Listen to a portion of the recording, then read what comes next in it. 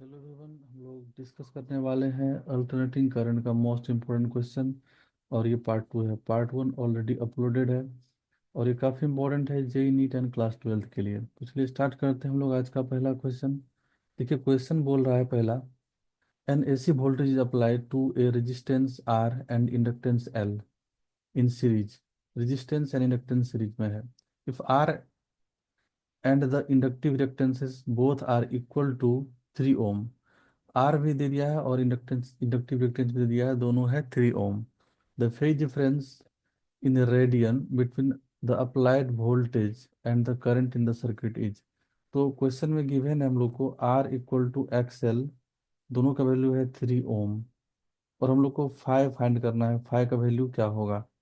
Five क्या होता है, phase difference between voltage and current. तो हम लोग के पास रिलेशन है 10 five equal to XL minus X C by R. ये हम लोग को यूज करना होता है फेज डिफरेंस फाइंड करने के लिए, बट एक्स सी नहीं दिया है क्वेश्चन में, तो हम लोग एक्स सी को जीरो ले लेंगे।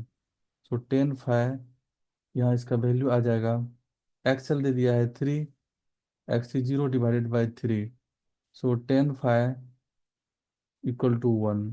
तो यहाँ से हम लोग को फाइव आ जाएगा 45 डिग्री।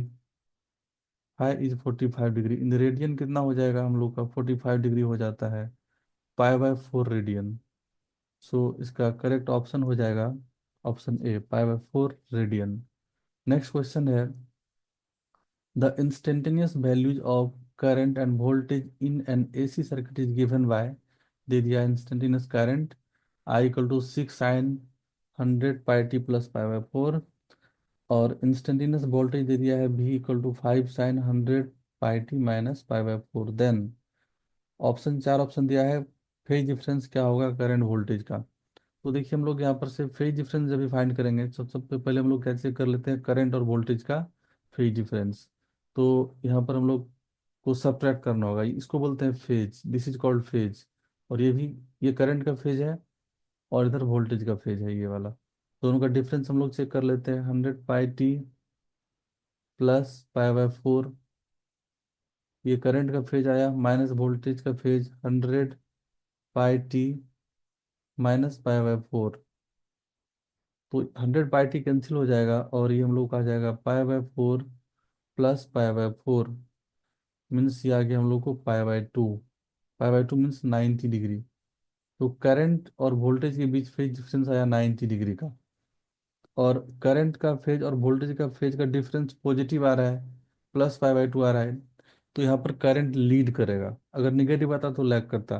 तो करंट लीड कर रहा है वोल्टेज को 90 डिग्री से। तो ऑप्शन कौन सा करेक्ट होगा देख लेते हैं। Current leads the voltage by 90 degree, so option C is correct. Next question है, a sinusoidal voltage of peak value 300 volt. यहाँ पर पीक वैल्यू दे दिया है साइनसोइडल वोल्टेज का 300 volt, and an angular frequency omega दे दिया है 400 radian per second is applied to series LCR circuit. LCR circuit series में है, तो हम लोग सपोज एज्यूम कर लिए एलसीआर है सीरीज में। एलसीआर, इसका इंडक्टिव रिएक्टेंस एक्सएल होता है, इसका एक्ससी होता है और ये आर होता है। फिर आर का वैल्यू दे दिया है, एल और सी का वैल्यू दे दिया है यहाँ पर हम लोग को, R3 ohm, L 20 milli henry and C 625 microfarad. The peak value of current in the circuit. तो पीक वैल्यू हम लोग को फाइंड करना है। पीक वैल्यू क्या होता है करंट का, peak voltage divided by impedance. तो हम लोग को यहाँ पर पीक वोल्टेज गिवन है दैट इज 300 वोल्ट। अब इम्पीडेंस जेड हम लोग को फाइंड करना पड़ेगा। तो जेड के लिए हम लोग के पास फॉर्मूला है √R² plus XL minus XC whole square. अब देखिए एक्सएल हम लोग पहले पता कर लेते हैं। एक्सएल होता है ओमेगा एल। ओमेगा का वैल्यू हम लोग को दे दिया है 400। तो 400 यहाँ पर, और एल का वैल्यू है 20 मिली हेनरी। तो ये सॉल्व होकर के आ जाएगा 8 ओम। एंड एक्स सी का वैल्यू आ जाता है 1/ओमेगा सी। तो 1/ओमेगा का वैल्यू 400, और सी हम लोग को दे दिया यहाँ पर 625 माइक्रोफेराड है, मीन्स 10⁻⁶। तो ये हम लोग का आ जाएगा सॉल्व होकर के 4 ओम। अब चेक कर सकते हैं, तो हम लोग जेड फाइंड कर लेंगे यहाँ पर। जेड का मैग्नीट्यूड हम लोग को मिल जाएगा यहाँ पर। आर स्क्वायर मीन्स आर का वैल्यू कितना दे दिया है, 3 दे दिया है, तो हम लोग पुट कर लेंगे यहाँ पर से आर का value. So 3 square plus XL minus X C. XL 8 मिला है, एक्स सी 4 मिला है। So 8 - 4 square. So this is 9 + 16। ये 25 हम लोग का आ गया, स्क्वायर रूट में ये 5 आ जाएगा सॉल्व हो करके। तो जेड मिल गया 5। अब हम लोग यहाँ से आई नोट फाइंड करेंगे। आई नोट होता है V nought by Z magnitude.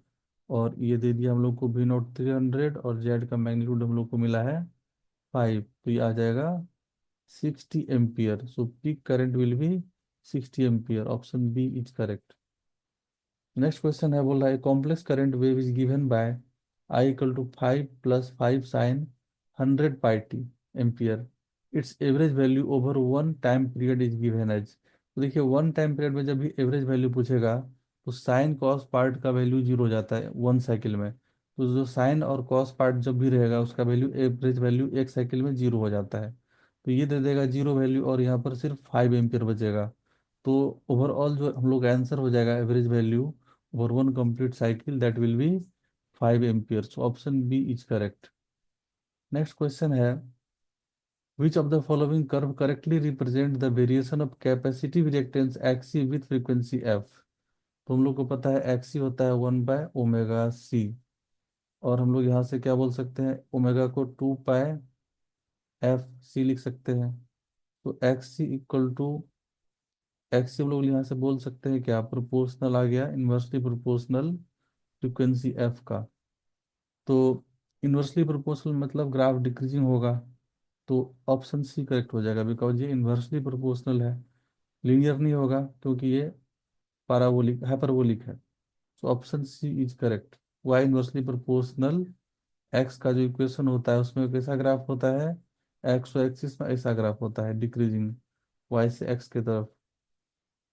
Next question है, current and voltage in a C R I equal to I naught sin omega t minus pi by 4 and V equal to V naught sin omega t plus pi by 4 then।